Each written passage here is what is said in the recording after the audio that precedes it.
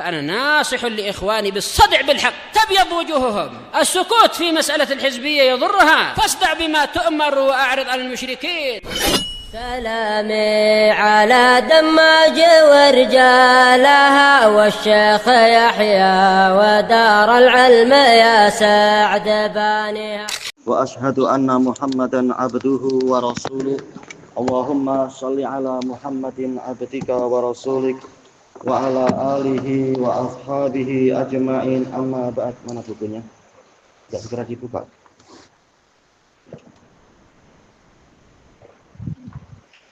Kita lanjutkan pembahasan dari Kitabul Adab, masih di level yang keempat.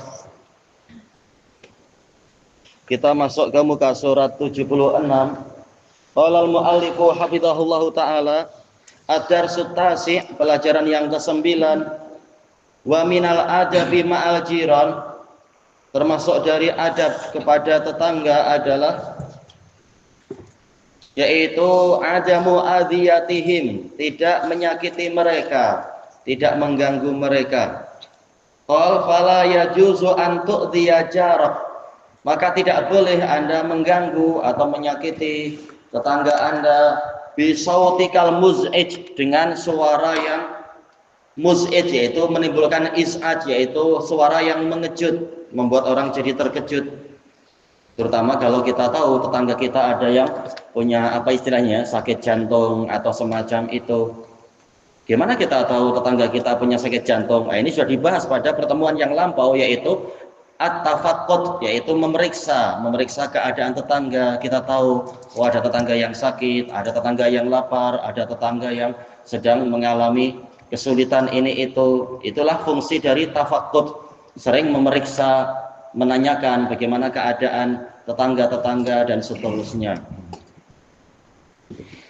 Sehingga kita tahu ada yang mereka tak tahan dengan suara yang terlalu keras, suara yang membuat orang terkejut. Mungkin suara kita sendiri atau suara anak-anak kita, atau mungkin yang masih suka maksiat, main musik, suara musik dan seterusnya. Kecuali kalau mereka ada di lingkungan yang kalau sudah saling memaklumi, kalau sedang ada proyek kerja, ada suara gergaji mesin kah, atau suara apa ya kira-kira ya, mungkin suara drill, suara apa, biasanya mereka saling memaklumi, gantian bulan ini yang sini kerja, 2 bulan lagi mungkin tetangga yang itu gantian kerja, mereka saling memaklumi, tidak mengapa. Namun tetap ada batasan-batasannya. Tahu kalau sudah jam 12 malam ya rata-rata orang tidak ingin mendengar suara yang keras, maka tak perlu main drill jam 12 malam misalkan, atau main gergaji mesin yang terlalu keras di jam 12 malam dan seterusnya misalkan. Lihat bagaimana situasi tetangga.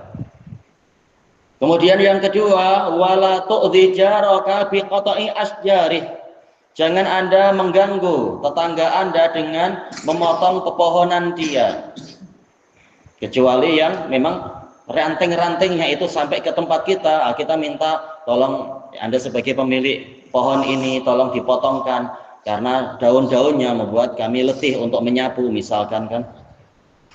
Kecuali kalau tetangga bilang, oh mohon maaf saya terlalu sibuk, tapi jangan khawatir, sebagaimana daunnya mengganggu, kalau ada buah di situ boleh diambil. Nah, ini kalau saling memaklumi tidak mengapa. Atau boleh minta tolong, kalau Anda merasa terganggu tolong dipotongkan saja. Ini saling memaklumi, itu baik. Yang penting apa? Kita sudah mengingatkan ini ranting-rantingnya mengganggu tempat kami dan sebagainya misalkan. Tapi tanpa izin, maka jangan sewenang-wenang kita memotong pohon yang bukan milik kita. Yang kita tahu ini milik orang per orang, milik persendirian misalkan, atau milik pemerintah yang dilindungi misalkan. Kemudian wala tu'dhi jiranak bi'adhiyati mawashihim, jangan Anda mengganggu tetangga Anda dengan mengganggu hewan-hewan mereka. Biasanya masyiyah, mawashi jamak dari masyiyah, ini adalah hewan-hewan ternak, biasanya dipanggil mawashi ya. Mengganggu, menyakiti. Tahu, oh ini kucing tetangga, cekik telinganya, cekik lehernya, atau tarik-tarik telinganya, kasihan. Nanti pulang-pulang tetangga bingung, kenapa kucing saya telinga panjang sebelah? Oh, gimana panjang sebelah? Ini misalkan aja ya. Atau kakinya hilang satu, kasihan. Kucing kan masuk kita itu apa semua kacau kita. Ya pertama harus diusir dulu. Ini dibahas oleh para fuqaha masuk dalam istilah daf'us sa'il, menolak hewan pengganggu. Nah, kita tolak dia dulu dan kemudian kalau dia datang lagi ya kita mengeluh ke tetangga, ini tolong kucing Anda jangan sampai mengambil telur-telur di tempat kami, mengambil ayam di tempat kami, atau mengambil ikan jerung di tempat kami, ikan jerung. Al-muhim apalah ikan apa. Nah, kalau setelah itu masih mengganggu, jangan salahkan kita menolak pengganggu. Para fuqaha dalam kitab fikih mengatakan daf'us sa'il bil ashal fal ashal, yaitu cara menolak hewan pengganggu adalah dengan yang paling sederhana dulu. Nah, kalau memang dengan cara sederhana tak mau juga, pakai cara yang lebih keras. Kalau tak mau juga, jangan salah kalau nanti balik tinggal badan, wah nyawa hilang. Itu salah dia sendiri. Semua ulama sepakat boleh menolak hewan pengganggu sampai bahkan membunuh hewan itu. Tapi disuruh untuk dari cara yang paling sederhana lebih dahulu. Kita saling sepakat dengan tetangga kita, tolong ini kucing sering buang pup di depan pintu rumah. Saya tak suka lah pup itu kena kasut saya, kena slipper saya misalkan atau apa. Jelas siapa yang suka. Kadang kucing, kadang ayam, kadang apa itu namanya, ayam Belanda. Wah, besar sekali itu, buat anak kecil takut nanti kena patok, wah bahaya anak kecil dan sebagainya. Atau mungkin itik, kadang itik beraknya lebih busuk daripada ayam. Ini mengganggu. Nah, kita bagi tahu tetangga, tolong jangan sampai begini misalkan. Terutama kalau antar tetangga tidak ada pagar. Nah, ini kadang menyusahkan memang. Baik. Nah, kalau ternyata tetangga tidak peduli, tidak ambil berat, ya salah sendiri. Kalau tahu-tahu ayamnya sudah disatai oleh kita, salah sendiri. Kita bukan memakan haram, karena tanpa izin tak boleh, tapi udah satenya kita serahkan ke dia, nih saya bantu. Anda makan sendiri sate ayam Anda karena suka mengacau misalkan kan. Yang penting kita sudah bagi tahu dulu, ini ada anggota keluarga Anda atau hewan-hewan milik Anda yang mengganggu kami. Dikasih tahu dulu. Kalau tidak begitu, ya memang itu salah dia sendiri. Kalau tahu-tahu masuk ke wilayah kita dan dia terluka, itu salah dia dan salah tuannya. An Abi Hurairah radhiyallahu anhu qala Rasulullah sallallahu alaihi wasallam, ya termasuk yang sering terjadi adalah kambing. Sudahlah kita susah payah tanam tanaman, baru pojoknya cantik-cantik tumbuh, tahu-tahu malah ada kambing tetangga datang dan seterusnya mengacau. Ini tak boleh seperti itu dibiarkan. Baik, kadang bukan kambing, di beberapa tempat lembu, besar-besar lagi, itu menyusahkan. Maka hendaknya kita musyawarah dengan tetangga, ini tak boleh dilanjutkan macam ini. Gimana caranya? Anda harus mengikat makhluk-makhluk yang di bawah tanggung jawab Anda, jangan sampai mengganggu orang lain. Baik. An Abi Hurairah radhiyallahu anhu qala Rasulullah sallallahu alaihi wasallam, man kana yu'minu billahi wal yaumil akhir fala yu'dhi jarah. Barang siapa beriman kepada Allah dan hari akhir, maka janganlah dia mengganggu atau menyakiti tetangganya. Muttafaqun alaih. Dalam riwayat yang lain yaknya hilang, yaitu betul-betul nahi, jangan. Yang ini polanya adalah pola nafi, dan ini lebih kuat secara balaghah dengan pola nafi, yaitu pola ikhbar, menunjukkan sangat kuat, yaitu benar-benar jangan sampai dia mengganggu atau menyakiti tetangga. Baik. Makanya dalam hadis yang lain Nabi mengatakan wallahi la yu'min, wallahi la yu'min, wallahi la yu'min.